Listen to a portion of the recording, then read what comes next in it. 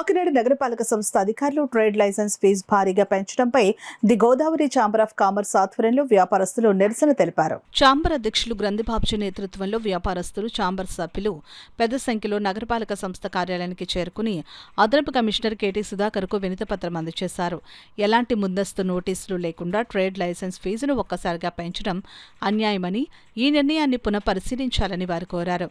అనంతరం వ్యాపారస్తులు Kakinada city MLA Vanamadi కొండబాబును కలిసి ట్రేడ్ లైసెన్స్ ఫీజు భారీగా పెంచిన అంశాన్ని ఆయన దృష్టికి తీసుకుని వెళ్లారు.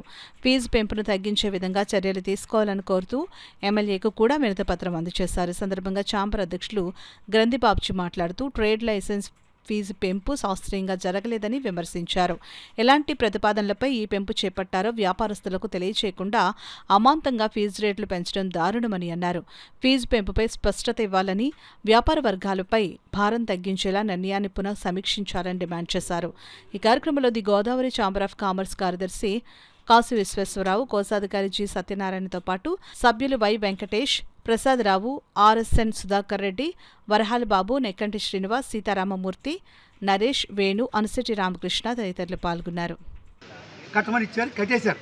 అంటే తుని కానీ పిఠాపురం కానీ ఇలా కొన్ని రామచంద్రపురం ఈ ఊళ్ళో పెంపుదల లేదు. మంది కార్పొరేషన్ ఇక్కడ సభ్యులతో కొంతమంది సభ్యులు చెప్పేది ఏంటంటే కార్పొరేషన్లో కూడా రాజమండ్రి కానీ విజయవాడ కానీ ఎక్కడ వైజాగ్ కానీ ఇంకా పెంచలేదు, ఏమీ లేదని చెప్తున్నారు.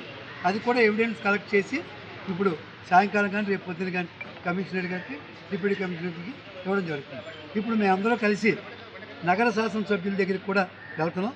ఆయనకు కూడా ఈ రిప్రజెంటేషన్ ఇచ్చి వ్యాపారస్తుల తాలూకు బాధ సాధికారని కూడా వారికి కూడా చెప్పి వారి సమక్షంలో ఈ ఇష్యూని పరీక్షించాలని చెప్పేసి మేము ఆయన కోరుతాం.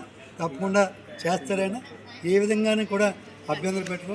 అలాగే కర్నూలులో టీజీ భరత్ గారు ఆయన కూడా ఒక పిలుపు ఇవ్వడం జరిగింది. అక్కడ ఉండేటువంటి కర్నూలు జిల్లా అంతటికీ కూడా అని కొంతమంది అన్నారు. మేమనుకోవడం అంటే ఒక స్టేట్ మినిస్టర్ మొత్తం రాష్ట్రానికి వర్తిస్తుంది తప్ప ఒక జిల్లాకో ఒక వార్డుకో కాదు. ఆయన కూడా ఏం చెప్పారంటే పాత ఏది ఉంటే తీసుకోండి, కొత్త ఇంకా ఇంప్లిమెంట్ చేయొద్దు, మాట్లాడదాం అని చెప్పారు. దాన్ని కూడా ఇంప్లిమెంట్ చేయమని కొండవారు కూడా అది చూపెట్టి దాని నుంచి మనం ఆయన సహాయ సహకారం కూడా తీసుకుని కాకినాడ నగరంలో ఉండేటువంటి వ్యాపారస్తులు ఎవరికి ఇబ్బంది లేకుండా ఉండేలాగా ప్రయత్నం చేస్తాం. తప్పకుండా సక్సెస్ అవుతాం. మా వెనకాల నగర శాసనసభ్యులు కొండవారు కూడా పూర్తిగా మద్దతు ఇస్తారు. ఇది చాలా అన్యాయమైనటువంటి పెంపుదల, ఒక పద్ధతి లేదు. ఏ రకంగా వాళ్ళు పెంచారన్నది పెంపుదలకి వ్యాపారస్తులు ఇబ్బంది కాదు, కట్టని అనరు. దానికి ఒక రీజన్ ఉండాలి. 100 రూపాయల వస్తువు 150, 200, 500 అంటే ఇబ్బంది. 100 రూపాయలది ఒక 105 కానీ 110 కానీ అయితే పర్వాలేదు.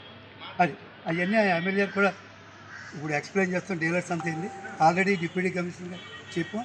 ఆయన కూడా చాలా సానుకూలంగా స్పందించి దీని మీద న్యాయం చేస్తారని చెప్పేసి అన్నారు.